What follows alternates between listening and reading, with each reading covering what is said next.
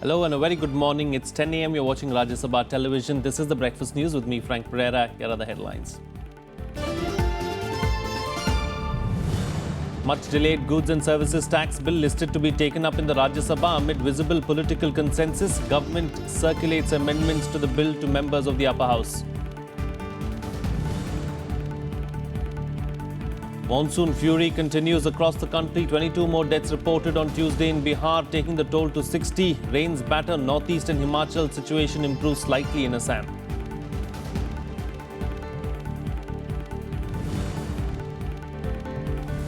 One more person killed and another injured in fresh violence in Kashmir. Death toll has gone up to 50. Normal life remains disrupted for 26th consecutive day.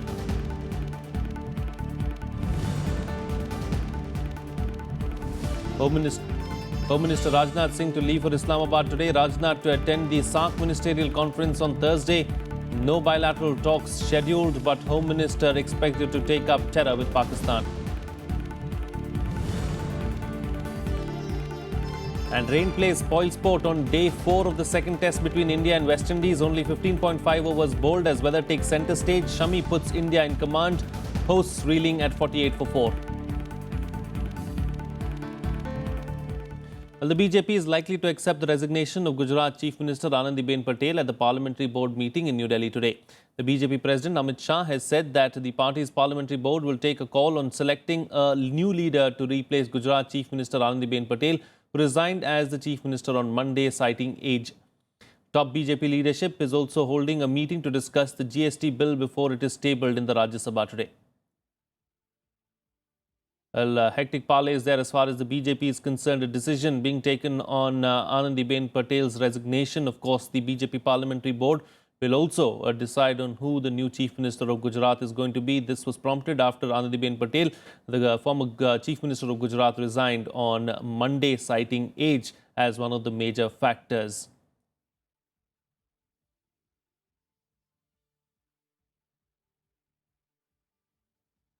Well, joining me live right now to talk about this is our correspondent Pranav Goswami. Pranav, we understand that the BJP Parliamentary Board, of course, is meeting. What are the outcomes of the meeting that was held earlier today? This Parliamentary Board meeting just gets over and the leaders are coming out now, and you can see from the visuals also. And this meeting is certainly very crucial, and who is going to be the next Chief Minister of Gujarat? That was being discussed in this particular meeting, and we know that Anandiben Patel has offered her resignation, and in this meeting her resignation is also going to be accepted. Now the big question is that who is going to be the next Chief Minister of Gujarat? We know that BJP has been ruling in Gujarat for more than 2 decades. And since Narendra Modi left Gujarat and became Prime Minister of India, party has been facing big challenges. We know that that Patel revolt against Gujarat government demanding the reservation for Patidar community. That has created a lot of problem for BJP, and also atrocities against the Dalit community. That is also is becoming a big problem for BJP. So there are names and that were also being discussed in this meeting, that who is going to be the Chief Minister.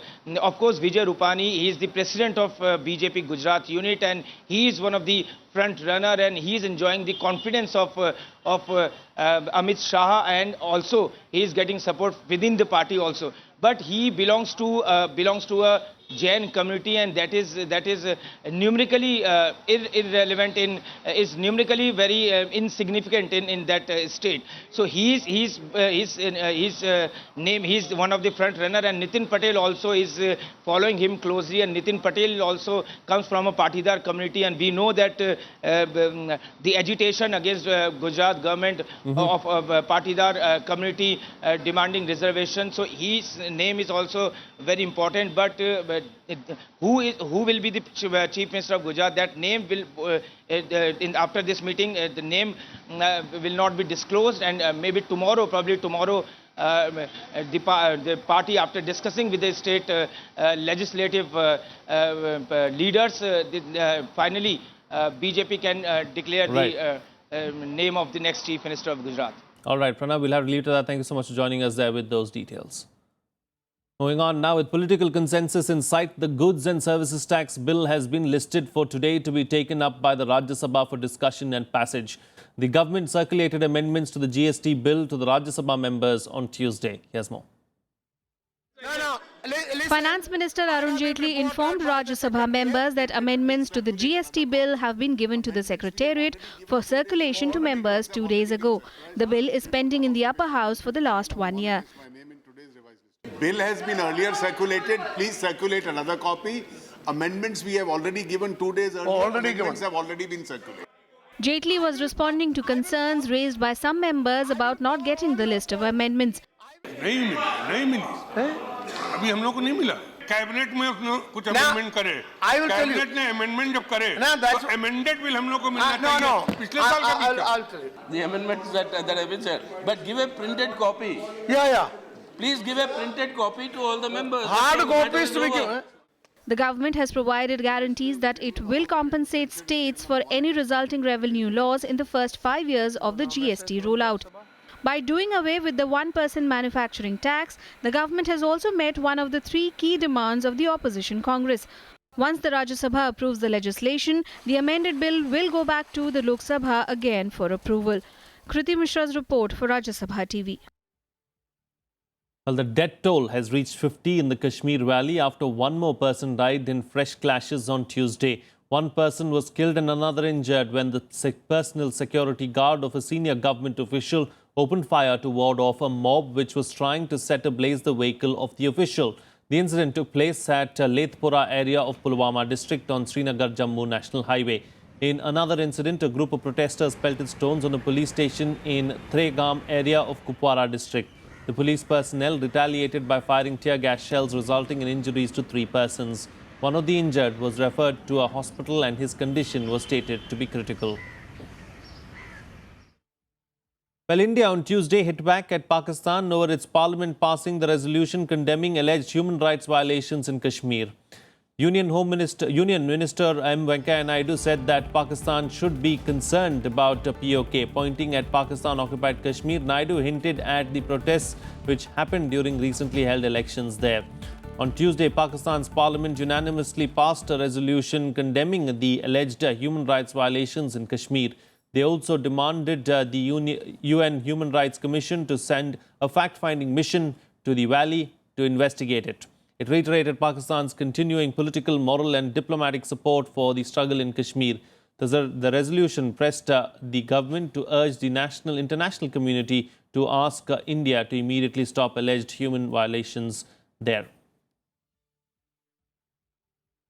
Well, Home Minister Rajnath Singh will leave for Islamabad today to attend the SAARC ministerial conference on Thursday. Even though no bilateral talks are scheduled with any of the Pakistani leaders, the Home Minister is expected to bluntly ask Pakistan to stop sponsoring terror in India and to rein in groups like LET and JEM during the conference. Here's more.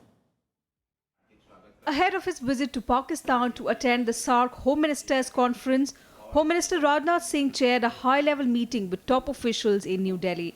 Attended by National Security Advisor Ajit Doval, Home Secretary Rajiv Mehrishi, IB Chief Dineshwar Sharma and Raw Chief Rajinder Khanna, the meeting deliberated upon the focus of the visit. The MEA strictly ruled out any possibilities of bilateral talks with leaders of Pakistan, asserting that the visit was strictly for the purpose of attending the SAARC ministerial conference. These meetings, as you may know, discuss regional cooperation on a number of security-related matters and take stock of progress in various regional mechanisms. Our participation is in the context of our neighborhood first policy and our commitment to regional cooperation within the SAARC framework. The Home Minister will depart for Islamabad on Wednesday. On Tuesday, Home Secretary Rajiv Mehrishi left for Pakistan along with members of the Indian delegation to participate in the SAARC Home Secretaries Conference on the 3rd of August. We want a peaceful, cooperative relationship with Pakistan. We are prepared to discuss all outstanding issues with Pakistan, but in an atmosphere free of terror and violence. It's incumbent upon Pakistan to create the right conditions for that political dialogue to take place. The Home Minister's visit to Pakistan comes amid growing strain in Indo-Pak ties in the wake of the Kashmir unrest. This has also led to opposition parties demanding cancellation of Rajnath Singh's Islamabad visit. With Akhilesh Suman, Bureau Report, Rajya Sabha TV. In other news now, a bridge on the Mumbai-Goa National Highway in Mahad district collapsed early this morning. The collapse was caused by the overflowing of the Savitri River in the Konkan region. No casualties have been confirmed so far, but eyewitnesses claim that around 5 cars were washed away due to the collapse. According to the Raigad administration, 2 state buses from Ratnagiri are also missing. 22 people are also reported to be missing. One NDRF team comprising of 50 men has been rushed to the spot for relief operations. One-way traffic has also been moved to the new bridge, which has been built parallel to the damaged bridge.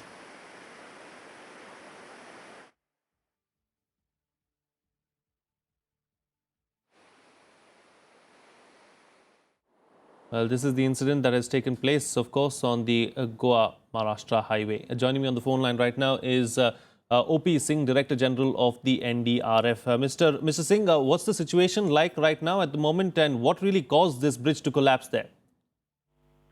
You know, the situation is quite grim there because of the fact that there is incessant rain. The rains are taking place for the last couple of hours. When we got to know that there is a bridge collapse, we immediately dispatched one team of NDRF from Pune Battalion. And there is still to start their operations. We expect that there might be some people trapped inside the water. We have the deep divers in the team. They'll be starting their operations. We have all the life-saving equipment with us.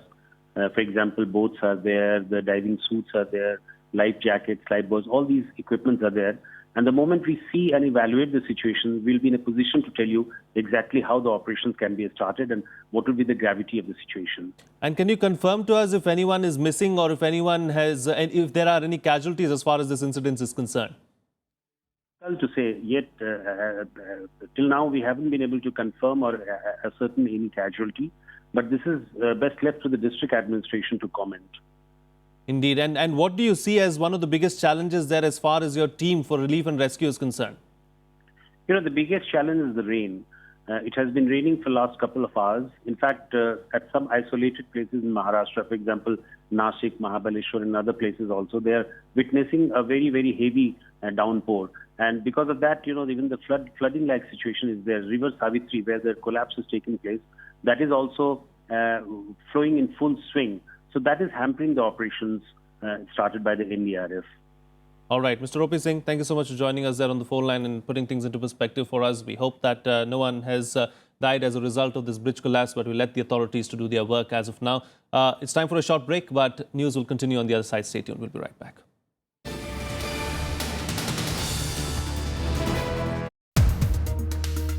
Cow protection vigilante groups have suddenly overtaken the political agenda of the country. They are unleashing atrocities on the Dalits. Can't take as a political line because this is a social issue. Can you promise our viewers today that this kind of an incident will not happen from now on? Yes, because I will assure the Dalits and non-Dalits will come together. Mayawati doesn't seem to have taken your statement very seriously because she says that he's a venal and a slave-minded man. Mayawati is saying that I am the slave, but I am not the slave of the BJP. Watch to the point with Minister of State for Social Justice and Empowerment Ramdas Athavale only on Rajya Sabha television.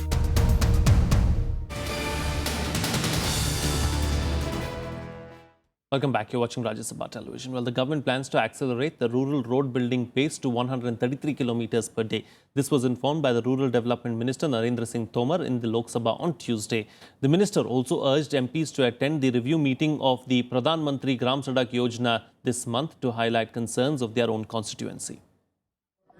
With an aim to build 50,000 new roads, the government plans to increase the pace of construction of rural roads to 133 kilometers per day with an investment of 33,000 crore rupees. Replying to a discussion on the Pradhan Mantri Gram Sadak Yojana in the Lok Sabha, Rural Development Minister Narendra Singh Tomar said that 65% of the rural habitations have been connected with all-weather roads and the remaining 35% will be completed by March 2019.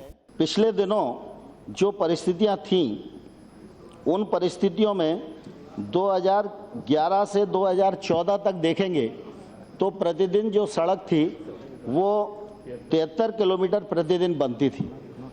अभी 14 से 16 के बीच में हम लोग कोशिश करके इसको प्रतिदिन 100 किलोमीटर बना रहे हैं और आने वाले कल में 133 किलोमीटर सड़क प्रतिदिन बने, यह सुनिश्चित करने हम लोग जा रहे हैं। During the discussion, members of the House voiced concern over the pace of utilization of funds received by the state governments from the centre under the scheme. क्या रूरल डेवलपमेंट मंत्रालय उन प्रदेशों को कोई इंसेंटिव देने का काम करेगा, मोटिवेट करने का काम करेगा कि और प्रदेश उन प्रदेशों को देखकर ज़्यादा इस योजना का लाभ उठाएं? और जो प्रदेश जो अपना स्टेट शेयर इस योजना में नहीं डालते, क्या उनको पिनलाइज करने का भी कोई प्रावधान आप करने जा रहे हैं? हमारा इंटर स्टेट बॉर्डर है, वहाँ डेरे हैं, ढाबे हैं, जो लोग दूर दूर रहते हैं, 25-30 घर, क्या उनके लिए 250 की गिनती जो पॉपुलेशन करने को तैयार है सरकार? दूसरा, हिल एरिया में 250 है। पंजाब का, मेरी कॉन्स्टिट्यूएंसी का 70% हिल एरिया है, सेमी हिल एरिया है। हमारे बहुत सारे डिस्ट्रिक्ट गुरदासपुर, होशियारपुर जो हिल सेमी हिल है, क्या उसके लिए नॉर्मल चेंज, मैं पूछना चाहता हूँ, क्या उसके लिए नॉर्मल चेंज करेगी सरकार? Tomar also said that the government will use technology to identify roads which can be developed under the Pradhan Mantri Gram Sadak Yojana. He further informed the House that the centre has launched a mobile app, Meri Sadak, for people to lodge complaints for roads being developed under the scheme. Ravindra Sharon's report for Rajya Sabha Television. Well, the Institute of Technology Amendment Bill 2016, which aims to set new IITs in Tirupati, Palakkad, Goa, Dharwar, Bhilai and Jammu, was passed by the Rajya Sabha by voice vote. The bill, which also seeks to bring the Indian School of Mines Dhanbad within its ambit of the Act, has already been passed by the Lok Sabha. Replying to the debate on the Institutes of Technology Amendment Bill 2016 in the Upper House, Human Resource Development Minister Prakash Javadekar said that the government was committed to making IITs as centres of excellence. This finance will be made available for within next 3 years. There will be no deficit of infrastructure anywhere, and particularly research infrastructure. So that is the basic initiative which will come through Higher Education Finance Agency initiative. Earlier, members cutting across party lines urged the government to maintain the quality of IITs and provide better faculty and infrastructure to these institutes. Deputy Chairman P.J. Kurian also expressed similar views. In academic, in quality, in the standard, in every respect, that is our aim, isn't it? People from various states, we can also various countries also, are there in our IITs. That will ensure, one way it will ensure the quality, improvement of the quality. प्रौद्योगिकी संस्थान जो हैं उसमें SC/ST के जो बच्चे हैं उनको समय से छात्रवृत्ति नहीं मिल रही है। मैं सरकार से चाहूंगा कि इस पर भी इनका ध्यान जाना चाहिए। Some members also raised the issue of recent fee hike and urged the government to give full autonomy to the IITs. Over the fee hike recently which has happened in IT, it is unfortunate that the present government has hiked the fees by more than 100%. I strictly oppose it and would request the government to roll it back. Institutions of national importance really emerge as our pride, and they are accessible to weaker sections of our society.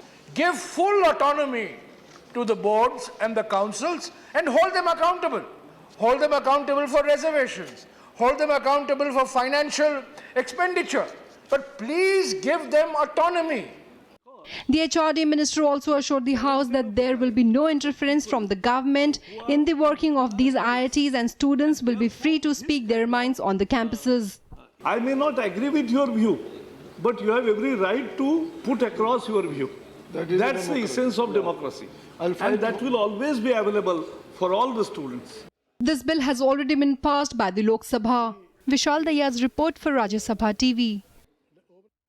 Well, a demand for a separate High Court in Andhra Pradesh was raised in the Rajya Sabha on Tuesday. Ananda Bhaskar Rapulu of the Congress said that with the bifurcation of Andhra Pradesh, the High Court at Hyderabad has gone to Telangana. Now, several other issues of public importance were raised during Zero Hour. Let's take a look. Raising the issue during Zero Hour, Congress's Ananda Bhaskar Rapolu said the delay in separating the Andhra Pradesh High Court into Andhra and Telangana High Courts has triggered an agitation. Dependent population are eagerly waiting to attain their own high court within their limits of the state. And with that, the contention has grown, and throughout Andhra Pradesh, the residuary state of Andhra Pradesh, hesitations were on by the advocates. In another zero-hour mention, BJP's Prabhat Jha expressed concern over the shortage of doctors in rural areas. Ripun Bora of the Congress drew the attention of the House to the devastating Assam floods. हमारे देश में 2/3 आबादी गांव में रहती है, लेकिन डॉक्टरों की 1/4 उपलब्धता है वहां पर। सिर्फ 33% सरकारी डॉक्टर ही गांव में है, जबकि भारत की 70% आबादी गांव में रहती है। 2 districts of Assam, 28 districts have been badly affected, and more than 26 lakhs people are affected, and more than 26 persons have been died so far, and thousands of animals, including the world famous one-horned rhino of Kaziranga, has also been washed away by this flood. Revati Raman Singh of the Samajwadi Party raised the issue of proper usage of toilets, while Rajiv Shukla of the Congress demanded fixation of standards and tenure for the RBI governor. दुख के साथ कहना पड़ रहा है कि जो आंकड़े आए हैं, लगभग 1 करोड़ शौचालय बनने की बात, जिसमें से मानवर 50 लाख जो अभी सर्वे हुआ है, 50 लाख शौचालय इस्तेमाल ही नहीं हो रहा है। In India, I think the Reserve Bank governor should be for 4 years minimum. That tenure should be fixed. तो ये जो है, एक तो क्वालिफिकेशन फिक्स होनी चाहिए, फिक्स क्वालिफिकेशन। कौन गवर्नर आरबीआई के बन सकता है? उसका टेन्योर ना 3 साल हो, ना 5 साल हो, 4 साल का है तो टेन्योर होना चाहिए। Development of airports in Uttar Pradesh and the alleged shifting of the T-Board headquarters from Kolkata to Guwahati were also raised during Zero Hour. Kriti Mishra's report for Rajya Sabha TV. Well, the flood situation remained grim in the country, even as many areas are still under water after week-long rains. In Bihar, the flood toll has reached 60, with 22 more deaths reported on Tuesday, while the flood situation in Assam has slightly improved. Nearly 10 lakh people, however, across 19 districts in the state have been affected by the calamity. Here are the details. The flood situation remained grim in most parts of the country, as many areas were still under water after week-long rains. With 22 more deaths reported on Tuesday, the flood toll has risen to 60 in Bihar. A total of 460 relief camps are functioning in the flood-hit areas, giving shelter to nearly 4 lakh people, even as 175 medical teams are providing their services. Fed by heavy rains in the Terai region of Nepal, Ganga River at Kehelgaon in Bhagalpur district remained above the danger mark. The northeastern parts of the country, including Meghalaya, have been battered with rains. At least 5 people were feared dead in the West Garo Hills region of the state, while 1,75,000 people remained affected by the floods. Relief camps were set up to accommodate the flood victims. However, residents of Tura town alleged that local administration was doing little to help them. यहाँ जो आता है flood आता है तो कोई आता नहीं है, कुछ खबर नहीं लेते हैं, तो बाद में जब पूरा हो जाता है तो भी आके थोड़ा कुछ देता है, तो कोई पाता है कोई नहीं पाता। In Assam, the flood situation improved slightly. However, nearly 10 lakh people across 19 districts in the state have been affected by the calamity. The death toll in the current wave of floods has touched 34 across the state. The authorities are running 142 relief camps and distribution centers, where over 36,000 people are taking shelter across 14 districts. Meanwhile, in Himachal Pradesh, rain-related incidents have so far claimed 22 lives. A man was killed in Balia district of Uttar Pradesh in a lightning strike, while rains and thunder showers lashed a few places. Bureau Report, Rajya Sabha Television. Well, let's now get you a roundup of some international news in our segment World Wrap. US President Barack Obama on Tuesday said Republican nominee Donald Trump is unfit to be the president. He also questioned why his party still supports the New York billionaire's candidacy. Trump is under fire for attacking the parents of a dead US Muslim soldier after they criticized him. He has also been condemned for backing the Russian annexation of Crimea. At least 18 people have been killed in a suicide bomb blast targeting soldiers in the eastern Libyan city of Benghazi. explosion struck the Al Ghurasha area west of the city. The area has been the focus of fighting between Islamist militias and troops loyal to Libya's eastern government. The rebel eastern government was formed in 2014 in competition to the elected parliament. A unity government backed by the United Nations was formed in Tripoli in March but still lacks the support of various militias.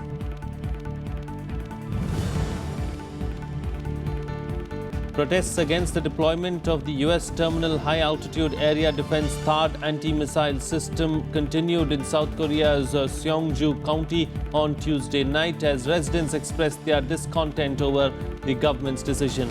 Hundreds of protesters sat quietly in the square in front of the Seongju government building under the rain to oppose the government's decision to deploy THAAD in their county. The protesters urged the government to withdraw its decision to deploy THAAD. The United Nations humanitarian chief visited a camp for displaced civilians in southern Sudan on Tuesday. Stephen O'Brien said people in and around the South Sudanese capital city of Wau needed support and, above all, protection amid a fresh outbreak of violence in the country. He also visited a hospital in Awale where malnourished children are being cared for. The UN agencies have warned that tens of thousands of people have fled and have reported mass killings, looting and forced recruitment of child soldiers. And finally, here's some sports news now. It was expected to be the rainiest day of the second test between India and West Indies, and that's the way it panned out. A tropical storm Earl threatening play on day 4 at Kingston allowed a total of only 15.5 overs to be bowled as weather took centre stage at the Sabina Park. But in that while, India were able to take a giant step towards making the series 2-0 in their favour. In their second innings, West Indies scored 48 runs and lost 4 wickets in the only session of play. As no further play took place, West Indies batsmen could breathe a sigh of relief. But with the weather expected to be much better on the 5th and final day and the home team still a good 256 runs behind, the result seems to be moving towards only one possible outcome. Well, that's it on this edition of the Breakfast News. Have a good day.